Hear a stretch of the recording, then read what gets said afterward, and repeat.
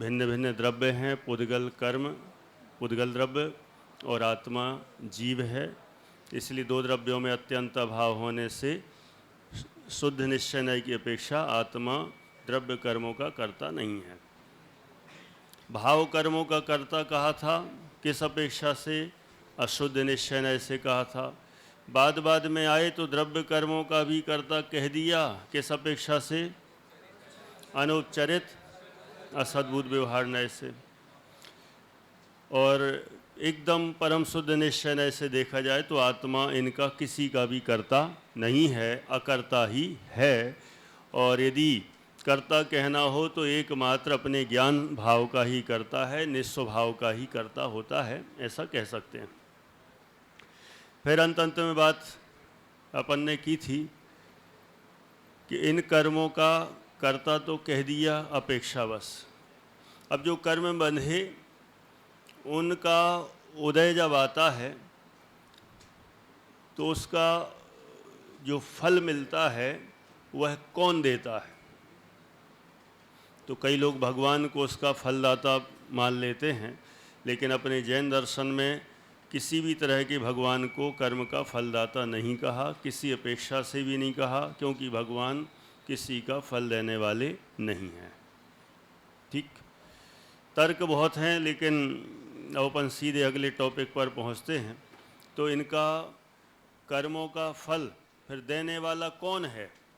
तो कहा स्वयं कर्म ही हैं जो कर्मों का फल देते हैं। जीव ने बांधे हैं, जब उदय आता है तो कर्म ही स्वयं अपना फल देते हैं।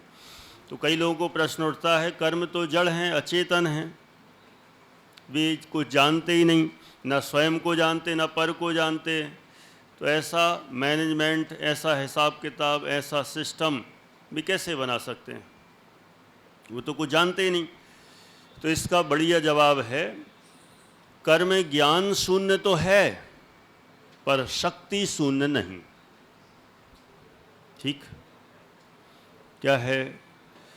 कर्म दिव्यम, ज्ञान शून्य तो है पर शक्ति शून्य नहीं है। कर्म भले ही पुद्गल हो, पुद्गल होने पर भी उसमें, पुद्गल में भी फल देने की शक्ति होती है। अब इसके लिए मैं कुछ उदाहरण दे रहा हूँ, है ना? उदाहरणों से बहुत कुछ समझ में आएगा। पहला, 2-3 उदाहरण दूंगा, उससे आपको ख्याल में आ जाएगा कि जिस प्रकार लौकिक में ये चीज़ें भी फल देती दिखाई देती हैं, इनका भी जीव पर असर दिखाई देता है, तो फिर कर्म फल क्यों नहीं देगा? जरूर देगा। देखो, लौकिक में जैसे 2 वायर हैं, एक नेगेटिव और एक पॉजिटिव, अलग अलग हैं। जब तक वे दोनों अलग अलग रहते हैं तब तक उनको पकड़ लो, कोई दिक्कत नहीं, चलेगा? है कोई दिक्कत है?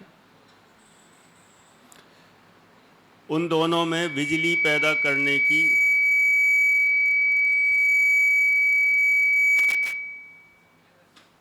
इसका ही उदाहरण ले लो। है तो ये पुद्गल, लेकिन इसकी आवाज़ में हमें चिड़चिड़ाहट पैदा करने की ताकत है कि नहीं? हुई ना? उसकी कैसी एकदम विसल सी बजी तो एकदम दिमाग घूम जाता है कि कैसी इतनी खराब सी आवाज़, तेज़ आवाज़ आई, तो अपना माइंड डिस्टर्ब हुआ कि नहीं? उसको ज्ञान है कि हमें इनका माइंड डिस्टर्ब करें? नहीं है। ज्ञान ना होने पर भी असर हुआ। कूलर को ज्ञान है क्या कि इनकी गर्मी भगाऊं, इनको आनंद दूं, मज़ा दूं, ठंडक पहुंचाऊं, खुश हो जाएं सब, इनका पसीना वहीं पर सुखा दूं? नहीं है ना? फिर भी जब कूलर चलता है तो मज़ा आता है कि नहीं? जीव पर असर होता है कि नहीं होता है? ऐसा है, निमित्त नैमित्तिक संबंध है। भले ही उसको ज्ञान नहीं है, लेकिन फिर भी काम तो करता है। ऐसे ही 2 अलग अलग नेगेटिव पॉजिटिव वायर होते हैं, जब तक अलग अलग हैं वो बिजली पैदा नहीं कर सकते, और जब दोनों साथ में जुड़ जाएं तो बिजली पैदा होती है, एकदम अलग ही करंट दिखाई देता है। ये उसकी, जैसे इनकी अपनी अपनी शक्ति होती है, ज्ञान नहीं है पर शक्ति है, हमें दिखाई देती है। ऐसे ही कर्मों का अपना अपना है। जैसे और एक और उदाहरण, जैसे भोजन है, कहाँ से करते अपन भोजन? मुंह से करते। जाता कहाँ कहाँ है? कहाँ कहाँ जाता है?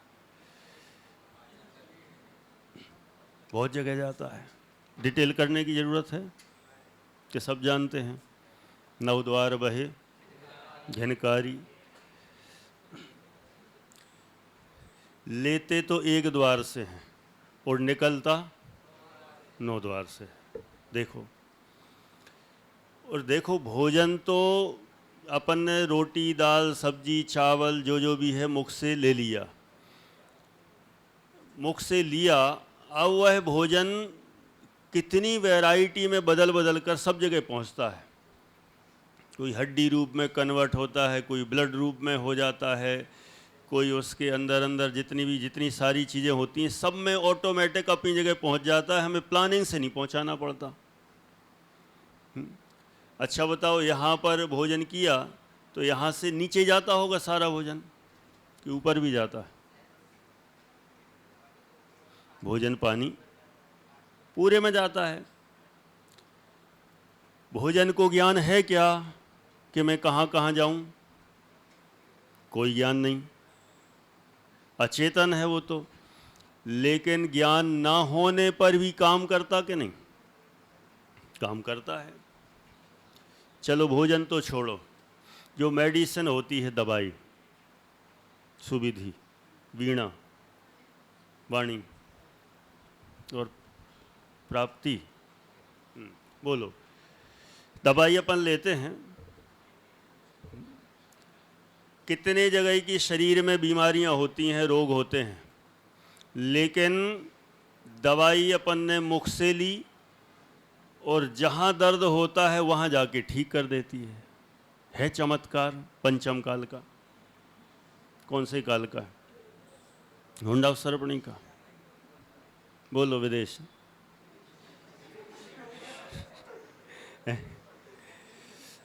दवाई मुख से ली, यदि इधर दर्द कर रहा होता है तो उधर जाके चली जाती, सेट हो जाती है ना। कंधा दर्द कर रहा हो तो इधर दवाई ली, इधर आके ठीक कर देती। पेट दर्द कर रहा हो, दवाई यहीं से ली, वहाँ जाके ठीक कर देती। अंगूठा दर्द कर रहा हो पैर का, दवाई यहीं से ली, वहाँ जाके ठीक कर देती। क्या चमत्कार है! दवाई को किसने सिखाया? उसको कोई मंत्र पढ़ के सुनाए कि ओम ह्रीम अरहम, अंगूठे में जाके खत्म दर्दम समाप्तम, कुछ हुआ? मतलब सोचो, विचार करें अपन। जब इसकी उदाहरण हमने सोचा, इसमें लिखा है, इसमें डिटेल में कर करके लिखा, भी तो मैं ऐसी शॉर्ट में कह रहा हूँ। माने दवाई है वो इतनी सी एक टैबलेट है, वो टैबलेट अपन ने बस मुख में ली और वो जिस जगह तकलीफ होती है वहीं जाके काम कर देती है। किसने बताया कि उसको ऐसा काम करना है? ये जादू है कि नहीं है? ये दुनिया के लोग इतने जादू दिखाते हैं, वो जादू तो एक कलाकार हैं जो भी है अपनी कला दिखाते हैं। ये सबसे बड़ा जादू नहीं है।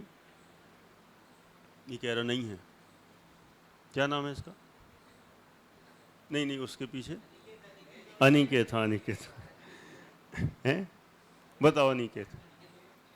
अरे ठीक है, बताओ, जादू नहीं है, जबरदस्त टाइप का है ना। कान दर्द भी हो रहा हो, दवाई यहाँ ली और वहाँ जाके इलाज करती है। ये तो देखो दवाई मुख से वाली हुई, इसके अलावा इंजेक्शन वाली भी होती है। यहाँ पर इंजेक्शन लगाया और जहाँ दर्द होता है वहाँ जाके ठीक कर देती है। ये जादू नहीं है, ये सहज ही ऐसा निमित्त नैमित्तिक संबंध है। अब अपन कहते हैं कि कर्मों में तो चेतनता नहीं है, वे कैसे फल देंगे? अच्छा, तो फिर इनमें चेतनता है क्या? दवाइयों में? दवाइयों में भी कोई चेतनता नहीं है, अचेतन हैं, जड़ हैं, पुद्गल हैं।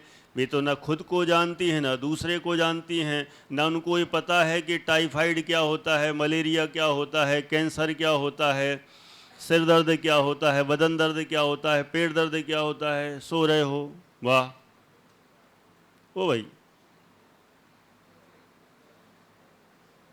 ऐसा ही होता है, जो सोता है वो दूसरे से पूछता है कौन।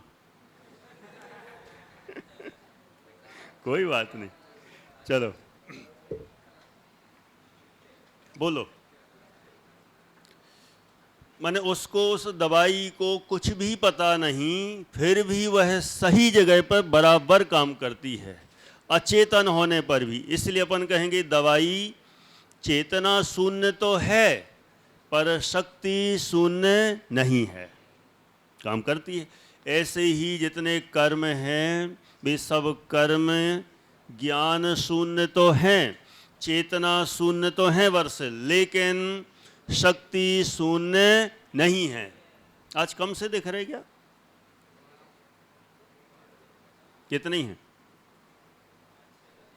भोपाल कोटा है सब? स्मारक वाले गायब हो गए क्या?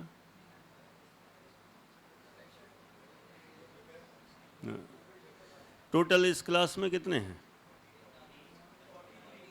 43।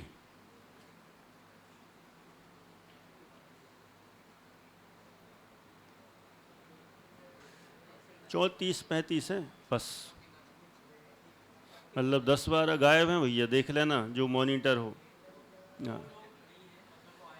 हाँ 2 लोग तो नहीं आए, हाँ 3 भी 4 भी कह दो, एक आध और एक्स्ट्रा में चलता है, है? लेकिन देख लेना। बोलो विदे, बराबर क्लियर है? तो ऐसे यहाँ हम समझ सकते हैं कर्म भी अचेतन हैं, ज्ञान शून्य है, लेकिन वे अपना काम पूरी ईमानदारी से करते हैं। उनके लिए ना कोई गरीब होता है, ना कोई अमीर होता है, ना कोई गोरा होता है, ना काला होता है, ना हिंदुस्तानी होता है, ना पाकिस्तानी होता है। न्याय सबका करता है ना? इंडिया को जिता देता है और पाकिस्तान को हरा देता है। होता कि नहीं होता?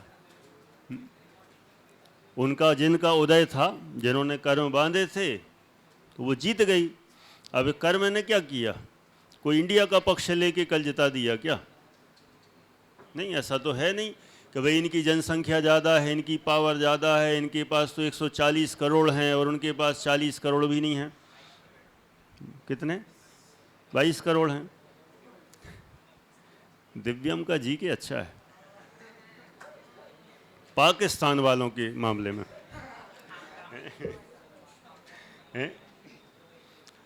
अब बताओ, कर्म ऐसा पक्षपात करेगा क्या? नहीं करता।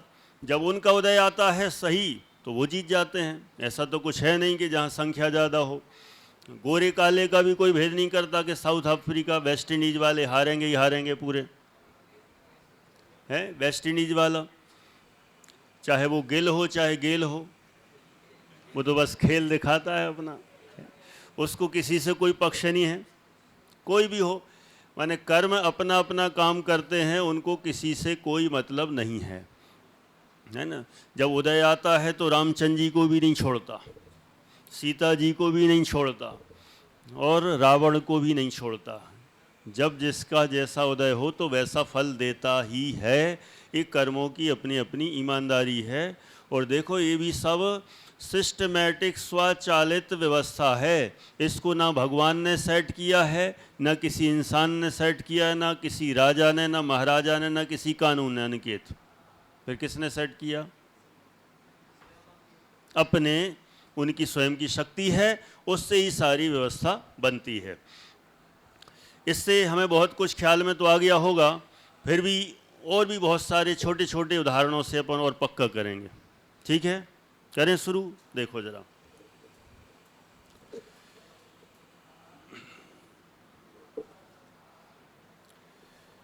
जड़ कर्म स्वयं ही फल देते हैं, कैसे? यही अपना टॉपिक चल रहा है। जैसे मोबाइल तो आजकल किसी को कुछ समझाने बताने की ज़रूरत है नहीं, ठीक है क्या? ठीक है, अभी 4-6 महीने से नहीं है हाथ में तो क्या हुआ, लेकिन अनादि का अभ्यास तो है ही। मोबाइल पुद्गल है, विदेह है कि नहीं। लेकिन पुद्गल होते हुए भी उसको कितना ज्ञान है कि जिस फाइल में जो चीज़ जाना हो उसी फाइल में चली जाती है। फ़ोटो कैमरे से खींचते हैं तो जहाँ सेव होना है वहीं सेव होती है, ऑडियो जहाँ रिकॉर्ड करते हैं वहीं रिकॉर्ड होता है। कोई जिस चिप में जिस फाइल में हमने जिसका स्टोरेज बना रखा है वहीं सेट बनी रहती है, सुरक्षित सालों साल बनी रहती है। मोबाइल भूलता भी नहीं। यदि हमने मैसेज छोड़ा, व्हाट्सएप पे छोड़ा तो व्हाट्सएप पे जाएगा, ट्विटर पर छोड़ा तो ट्विटर पर जाएगा, इंस्टा पे छोड़ा तो इंस्टा पर जाएगा, यूट्यूब पे छोड़ा तो यूट्यूब पे जाएगा। माने जिस पर जो काम करेंगे वो बराबर वही काम करता है। माने कहीं पर भी कोई चीज़ फेल नहीं होती।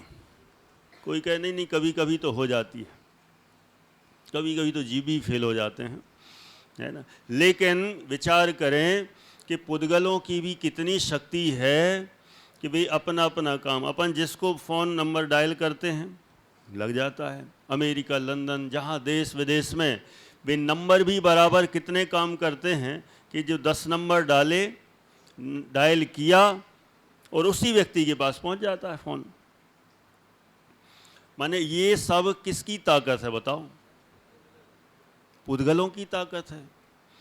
पुद्गल कर्म में, ये तो पुद्गलों का ये मोबाइल का बस बताया। जब मोबाइल के जो पुद्गल परमाणु हैं उनमें इतनी ताकत है तो कर्म के जो परमाणु हैं उनमें ताकत नहीं होगी क्या?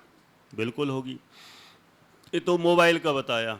अब जैसे और भी कई यंत्र होते हैं, कंप्यूटर, अब कंप्यूटर का क्या बताना, वो तो मोबाइल जैसा ही हो गया, है ना। टेलीविज़न, टीवी, वो भी, उसमें भी कितनी ईमानदारी है कि कैमरा जहाँ जिस तरफ घुमाया जाता है, यदि लाइव टेलीकास्ट हो रहा हो तो वही चीज़ हमें आके दिख जाती है। ये किसकी शक्ति है? पुद्गल की शक्ति है। भारत पाकिस्तान का मैच हो रहा था तो जिस तरफ कैमरा जहाँ जहाँ घुमाया जाता वो चीज़ हमें दिख जाती।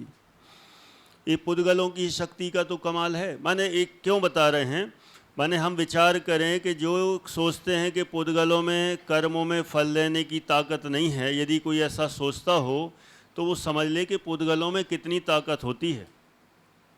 और उन ताकत को हम अनेक प्रकार से देख सकते हैं। और भी, जैसे रोबोट है, रोबोट में ऐसा सिस्टम है जहाँ जैसा बटन दबाएंगे वो वैसा वैसा काम करने लग जाता है। ये भी पुद्गल ही है। और भी देखें, एक रडार यंत्र होता है। क्या होता है? रडार है। किसको?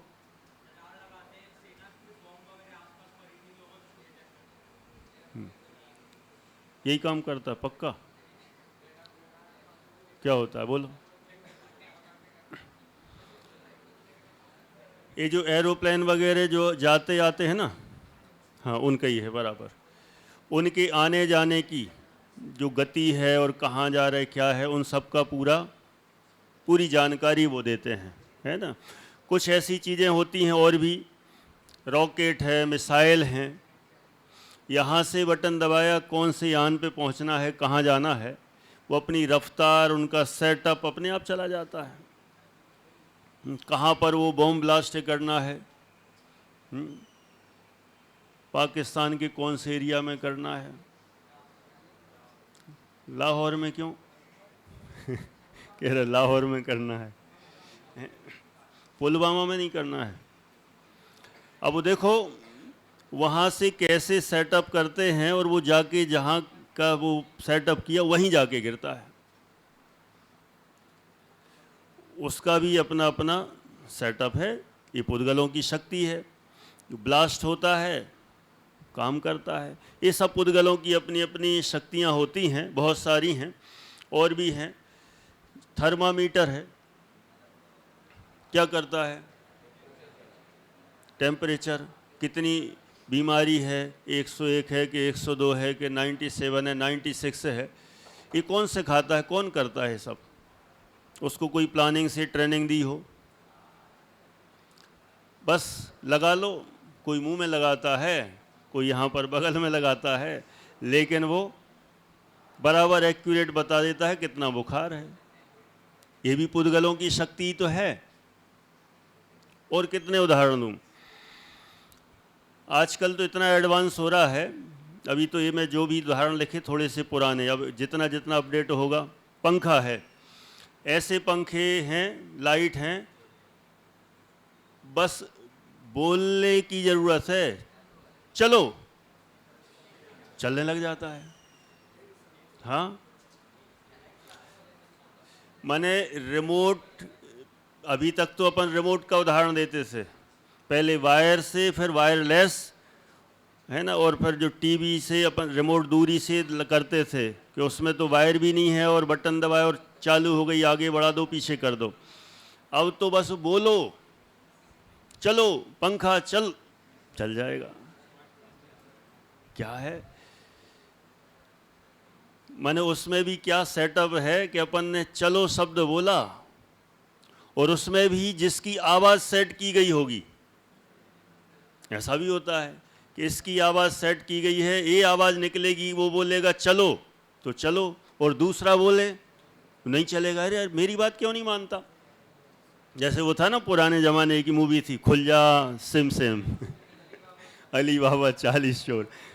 वहाँ पे भी क्या, उस समय कुछ सेटअप तो नहीं थे, लेकिन उन्होंने मनगढ़ंत कल्पनाओं से कर रखे होंगे। लेकिन आजकल तो ऐसा सचमुच हो गया, खुल जा सिम सिम तो खुल गई सिम वहाँ सिम सिम था, यहाँ सिम है, खुल गई। पानी वानी के नल तो देखे ही आए होंगे, नीचे हाथ लगाया, यहाँ तो बोलना भी नहीं पड़ता, इसमें तो बोलना पड़ा चलो, वहाँ तो बस ऐसा हाथ किया, वो समझ जाता इसको पानी चाहिए दे दो। और फिर जब हमारे मन में आ गया, मन पर ज्ञानी है पूरा पक्का, अपन ने हाथ हटाए, वो भी कहता है बस रुक जाओ, अपने आप रुक जाता है। ये क्या है? सचमुच जब ये पुद्गलों की शक्तियों का विचार करें, अपन नेचुरल ऐसे ही देखते हैं ना तो ज़्यादा उतना नहीं लगता, लेकिन जब एक एक पे डिस्कशन करें, चर्चा करें, तो ऐसा लगता है सचमुच ये तो चमत्कार है। और ये सब पुद्गलों का चमत्कार है कि पहले वायर से, फिर वायरलेस से, फिर बोलने से, देखने से, आँखों के रेटिनास, बहुत सारी चीज़ें हैं। मोबाइल के अपने पासवर्ड लगाते अपन, बस अपनी आँखें देख लें उसको, ऑटोमेटिक खुल जाता है। ये क्या है?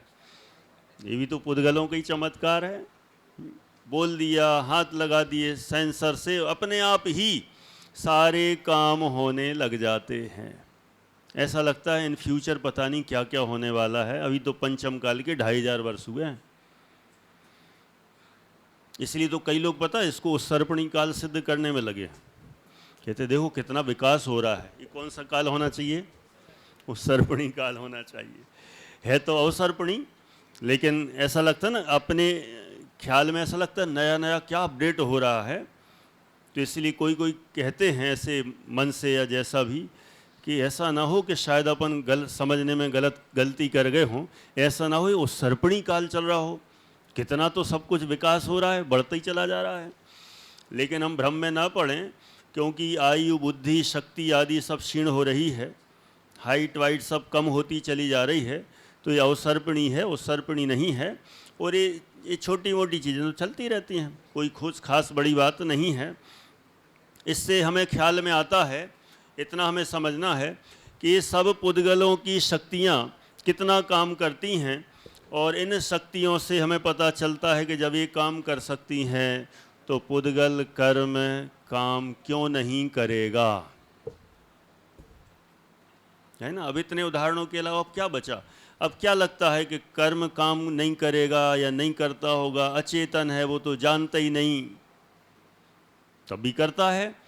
इससे हमें ख्याल में आया, जो प्रश्न करे कि पुद्गलों में इतनी ताकत कहाँ से आई, तो ताकत तो उनमें है, और सही जगह पर सही समय पर वे अपना काम करती ही हैं, है ना। पानी भी टंकी में भर गया हो तो उसको पता चल जाता है कि अब भर गया, है ना, तो बोलने लग जाती है टंकी में पानी भर गया है, कृपया बंद करें, है ना। देखा तो होगा ना, पानी की टंकी भर गई है, कृपया बंद करें। अब बताओ उसको कौन रटा रहा है, कौन याद करा रहा है, कौन समझा रहा है? माने अपने आप ही जब वो पानी धीरे धीरे वहाँ बिल्कुल फुल होने को हो जाता है, ऑटोमेटिक उसको समझ में आ जाता है अब पानी भर गया, पहले ही से बोलने लग जाती है सात्विक है ना, इनके घर पे लगी है, सही है ना? हाँ है ना। तो ऐसा ये क्या है सब, माने अब जब हमने पुद्गलों की इतनी प्रकार की शक्तियां देखी, तो कर्म भी तो पुद्गल है। अब इतनी शक्तियां देखने के बाद अब हम क्यों ना माने कि कर्मों में ऐसी ताकत है जो काम करती है। देखो बहुत सारे उदाहरण दे के अपन देख लेते हैं ना, तन्मय ना, तब हमें अब कर्म वाले प्रसंग पे कोई शंका नहीं होती। पहले लग सकता था कैसे करता होगा, क्या करता होगा, सब करता है ना। ऐसा ही ये कर्मों का सिस्टम है। तो हमने अभी यहाँ पर कर्म स्वयं ही फल देते हैं, इसको अनेक उदाहरणों से जानने का अपन ने प्रयास किया है। ठीक है, अब अपन आगे आते हैं। टाइम तो है ना, अभी 10 मिनट है, कोई बात नहीं।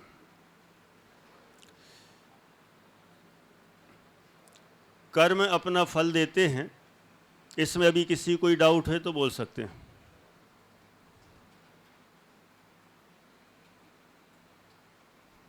कर्म तो जड़ हैं, पुद्गल हैं, ये अपना फल कैसे दे सकते हैं, इनमें इतनी ताकत कैसे है, ये कैसे हो सकता है?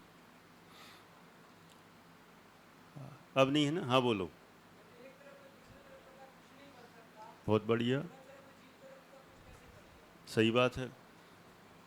इनका प्रश्न है, सुनना, इनका प्रश्न, जब एक द्रव्य दूसरे द्रव्य का कुछ नहीं कर सकता, तो यहाँ पुद्गल कर्म, ये तो पुद्गल है और जीव अलग है, चेतन है, तो यहाँ पुद्गल ने जीव का इतना सब कुछ जो बिगाड़ रहा है, ये कैसे?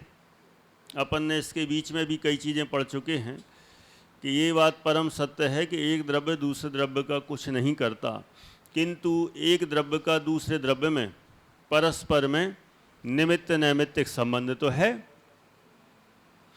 जैसे सूर्य जब उगता है तो कमल खिलता है। सूर्य ने कहा कि तुम खिल जाओ, सूर्य तो नहीं कहता। सूर्य जब अस्त होता है तो ऑटोमेटिक कमल मुरझा जाता है। तो सूर्य ने तो नहीं कहा मैं जा रहा हूँ, टाटा बाय बाय, तुम वापस वैसे ही हो जाओ, नहीं कहता। जब उदित होता है तो कमल खिल जाता है। ऐसा जैसे निमित्त नैमित्तिक संबंध है, तो ऐसा यहाँ पर भी निमित्त नैमित्तिक संबंध है। चकवा चकवी का उदाहरण सुना होगा। रात में चकवा चकवी बिछड़ जाते हैं और दिन में ऐसा है, फिर कैसा है?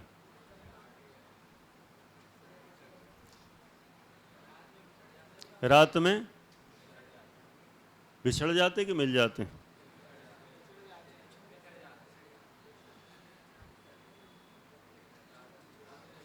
रात में बिछड़ जाते हैं और दिन में मिल जाते हैं। पक्का सोच लेना।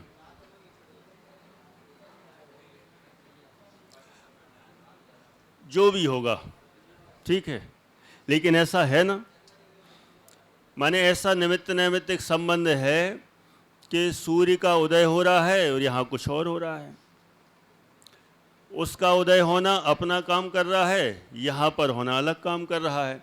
तो ऐसे ही परस्पर में अनेक अनेक निमित्त नैमित्तिक संबंध है। मंत्रों की शक्तियाँ होती हैं। किसी को सांप ने काट लिया और मंत्र बोला गया तो सांप का विष उतर जाता है। कैसे उतर गया? ये निमित्त नैमित्तिक संबंध है। प्रथमानियोग की कथाओं में भी सुना ही होगा, पुष्पदंत और भूत बलि, ध्यान होगा, कथा पता ही है ना, श्रुत पंचमी की कथा। धरसेनाचार्य ने पुष्पदंत और भूत बलि जी को, दोनों को मंत्र दिया था कि जाओ इसको सिद्ध करो। और जब ये सिद्ध हो जाएगा तो 2 देवियाँ सुंदर देवांगनाएं प्रकट होंगी। तो उन्होंने उस मंत्र का प्रयोग किया। उस मंत्र के प्रयोग से देवियाँ तो प्रकट हुईं, लेकिन सुंदर प्रकट नहीं हुई। कैसी हुई विदे? एक दांत वाली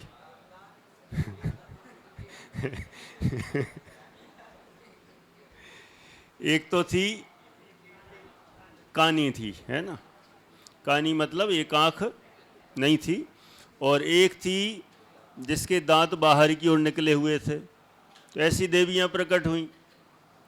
उन्होंने सोचा कि हमारे गुरु दर्शनाचार्य ने तो कहा था कि इन मंत्र में ऐसी शक्ति है कि 2 सुंदर देवांगनाएं प्रकट होंगी, लेकिन ये तो कुछ गड़बड़ हुआ। फिर उन्होंने फिर से मंत्र को चेक किया और उन्होंने देखा कि इस 2 मंत्र हैं, इनमें एक अक्षर यहाँ ज़्यादा दिख रहा है और इसमें कम दिख रहा है।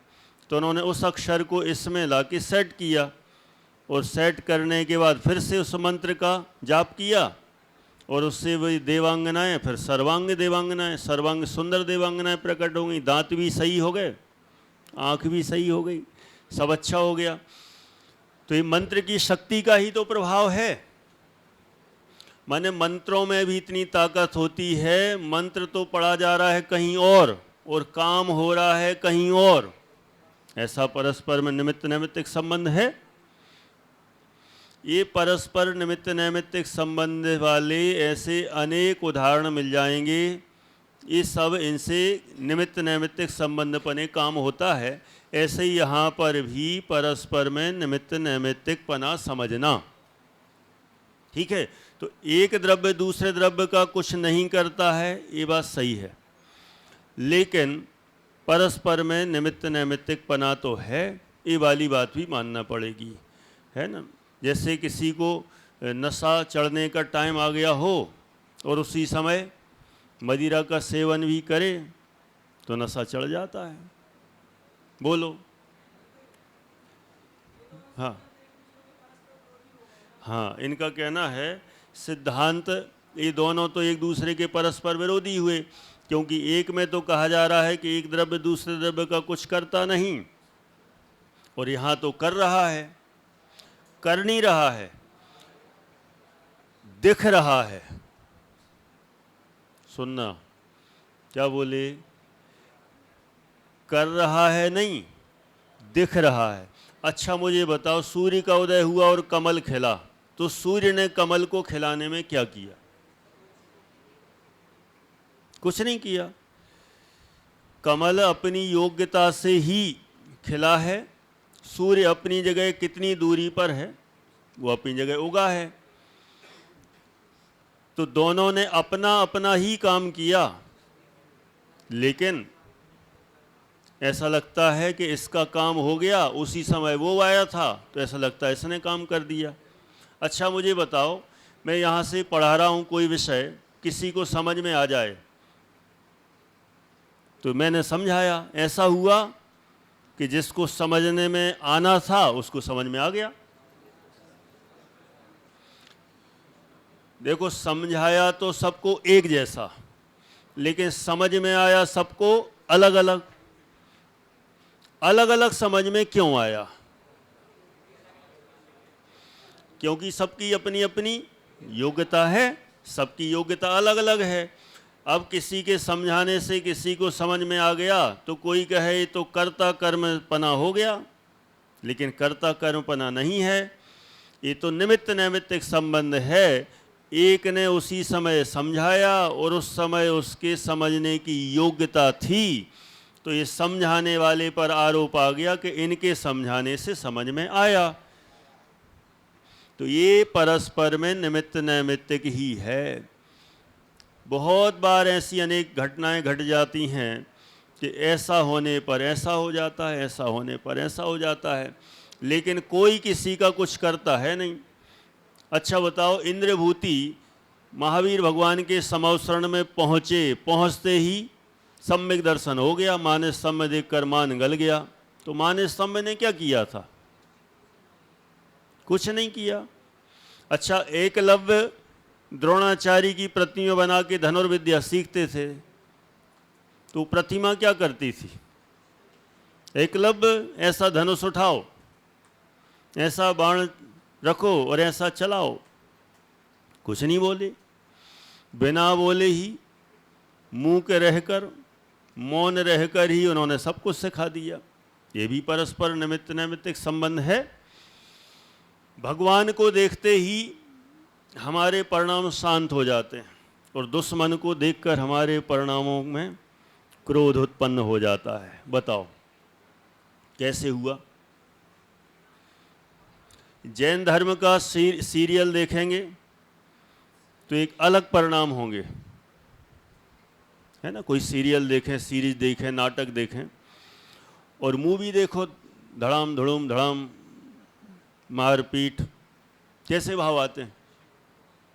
ऐसा लगता है अपन को मिल जाता ना वो खलनायक तो छोड़ते नहीं। लगता कि नहीं लगता? वो जैसा माहौल हम देखते हैं वैसे हमारे परिणाम होने लग जाते हैं। ये भी निमित्त नैमित्तिक संबंध है। अब आप लोग जब इतने यहाँ पढ़ रहे हैं, यहाँ बैठे हुए हैं, तो कई लोग तो ऐसे होंगे जो शास्त्री करना भी नहीं चाहते, नहीं चाहते।